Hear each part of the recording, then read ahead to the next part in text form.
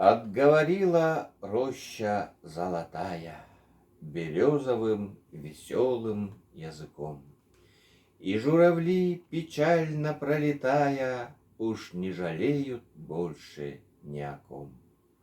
Кого жалеть? Ведь каждый в мире странник.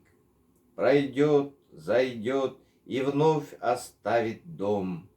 А всех ушедших грезит конопляник широким месяцем над голубым прудом. Стою один среди равнины голой, а журавлей относит ветер вдаль. И я полон дум о юности веселой, но ничего в прошедшем мне не жаль.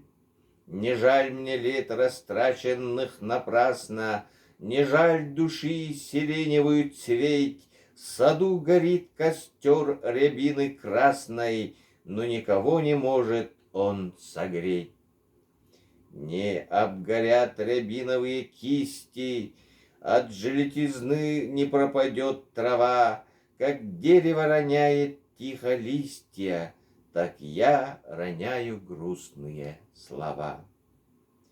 И если время ветром разметая сгребет их все в один ненужный ком, скажите так, что роща золотая отговорила милым языком.